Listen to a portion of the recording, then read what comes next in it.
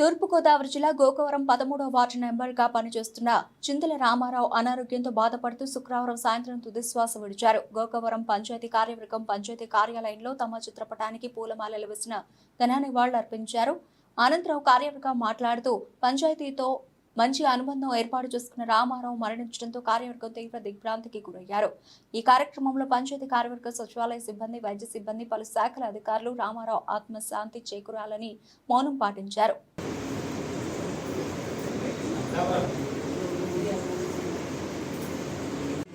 మన గోకవరం గ్రామ పంచాయతీ పాలకవర్గం అలాగే పంచాయతీ కార్యవర్గం కలిసి మన పంచాయతీకి సంబంధించిన 13వ వార్డుకి సంబంధించి వార్డు మెంబర్గా ఎంతకాలం మనతో పాటు ఉండి మరి భగవంతుడు పిలిచాడో ఆకస్మిక మరణమో మరి ఏదైనా మనం తలవంచాలి. ఆయన యొక్క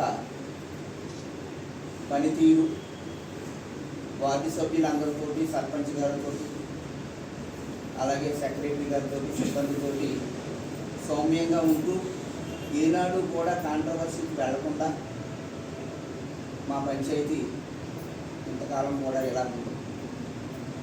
అయితే భగవంతుడు వారికి మరి ఈ రకమైనటువంటి పరిస్థితి వస్తుందని మేము ఎవరం కూడా అనుకోలేదు. ఆయన అకాల మరణం చెందారు. దానికి చింతిస్తూ ఈవేళ మన గోకవరం వార్డు సభ్యులు పాలకవర్గం అందరూ కూడా ఆయనకి సంతాపం తెలియజేస్తున్నాం. ఎందుకంటే గోకవరం గ్రామం చాలా మంచిదండి. ఆ ఎన్నికల్లో తప్ప ఎట్టి పరిస్థితుల్లోనూ మిగతా రోజుల్లో రాజకీయాలు కాంట్రవర్సీకి వెళ్ళరు. అందరం కలిసిమెలిసి ఉంటాం. ఇది చాలా ఎక్కడ ఉండదు ఇక్కడ ఉన్నంత ఈ పద్ధతి. కాబట్టి వారి కుటుంబానికి ఆ భగవంతుడు అండదండలుగా ఉండాలని, ఆ భార్య బిడ్డలకి మరి ఎప్పుడు కూడా అవసరమైతే మనందరం కూడా ఇప్పుడు కూడా వెనుదండుగా ఉండాలని కోరుకుంటున్నాను. ఇప్పుడు కూడా అన్నయ్య అని పిలిచాడు చెప్తే ఇప్పుడు నన్ను వేరే పార్టీ వ్యక్తిగా కూడా చూడలేదు. కాబట్టి రాత్రి కూడా నేను వెళ్ళి నేను కొంచెం బాధపడడం జరిగింది. రాత్రి లోకేష్తో చెప్పాను, ఏది ఏమైనప్పటికీ కూడా ఈ వేళ కానీ రేపు కానీ ఆయనకు మన పాలకవర్గం తరఫున, పంచాయతీ తరఫున సంతాపం తెలియజేయాలని చెప్పాను. ఆ రకంగా తెలియజేసినటువంటి ఈ కార్యక్రమానికి శ్రీకారం చుట్టినటువంటి మా సర్పంచ్ గారు, మా బుజ్జి, మా పెద్దలు అందరూ కూడా, సెక్రటరీ గారు, మా శివాజీ, అయ్యప్ప, మా అప్పారావు, మా తమ్ముడు ప్రసాద్ అందరూ కూడా ఇక్కడ ఉన్నారు. అందరం కలిసి ఏ కష్టమైన ఏ సుఖమైన మన పంచాయతీ కార్యక్రమంలో ముందుండి చేదోడు వాదోడుగా అందరం కలిసిమెలిసిగా ఉండి వాళ్ళ కుటుంబానికి మనం ఏం చేయాలో అది చేయడానికి ఒక ఆలోచన చేసినట్లయితే బాగుంటుంది. కాబట్టి ఆ దానికి నేను మరి మీరేం చెప్పి అది చేయడానికి సిద్ధంగా ఉంటాను. ఇప్పుడు కూడా మరి ఈ కార్యక్రమంలో ముందు భాగస్వామ్యం అవుతానని చెప్పి సందర్భంగా ఆ భగవంతుడు వారి కుటుంబానికి ఆత్మశాంతి కలిగించాలని కోరుకుంటున్నాను.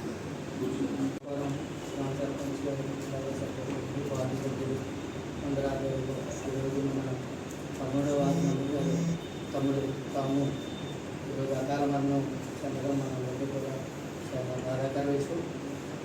ఎందుకంటే ఒక వారం రోజులు కూడా హాస్పిటల్కి వెళ్ళి ప్రతిరోజు చూసుకుంటూ వచ్చారు. రాత్రి కూడా చాలాసేపు డాక్టర్ గారితో కూడా వాదించడం జరిగింది. ఎన్ని రిలాక్స్ చేశారో ఏంటంటే వాళ్ళు గొడవ పడకూడదనే ఉద్దేశంతో రాత్రి 6ంటికి వాళ్ళు చనిపోయారని చెప్పారు. కానీ యాక్చువల్గా అయితే కొంత ఇబ్బంది జరిగింది అక్కడ. అది అతనికి ఇంకా మీద లోకల్ లేవనో లేకపోతే ఎవరు అసలుతో తెలియలేదు. కానీ చిన్న వయసులో అతను చనిపోవడం అనేది చాలా బాధకరం. అందులో ఏంటంటే ఇక్కడ వాట్సాప్లు అందరిలోనే అతను చాలా సౌమ్యులు, చాలా మంచి వ్యక్తి. అందరూ కూడా కలిసిమెలిసి ఉంటారు. అంటే వార్డు పరంగానే కాకుండానే అతని దగ్గర ఏదన్నా ఒక వాళ్ళ కుర్రోళ్ళు, అతను బిల్డింగ్ కాంట్రాక్ట్ చేస్తాడు. అతని దగ్గర చాలామంది కుర్రోళ్ళు ఉంటారు. వాళ్ళకి ఏదైనా ఆపదున్నా సరే ప్రభుత్వం ఏదైనా కార్యక్రమం చేసిన బియ్యమనో లేకపోతే డబ్బులను ఏదైనా ఆలోచించేవాడు కాదు. అతని స్థాయి, అతని డబ్బులు ఉన్నాయా లేదన్నా తెలియదు. కానీ చాలా మంచి పేరు ఉన్నటువంటి వ్యక్తి అతను. చిన్న వయసులో అదే పెళ్లి కూడా చేసుకున్నాడు. ఒక మనవని కూడా మనవరాలు మన కూడా పుట్టున్నాడు. పాప పెళ్లి విషయం కూడా చాలా ఇబ్బంది పడ్డారు. అందరూ సహకరించి పాప పెళ్లి కూడా చేశారు. అయితే ఇలాంటిది ఏ కుటుంబానికి జరగకూడదు, అలాగే అతని ఆత్మ శాంతి చేకూరాలని, అలాగే ఆ కుటుంబానికి ప్రసాద్ అన్నగా చెప్పినట్టు మనందరం కూడా ఏ విషయం వచ్చేసరి మనం వెన్నుదన్నుగా ఉండి మనం ముందుకు నడిపించాలనేసి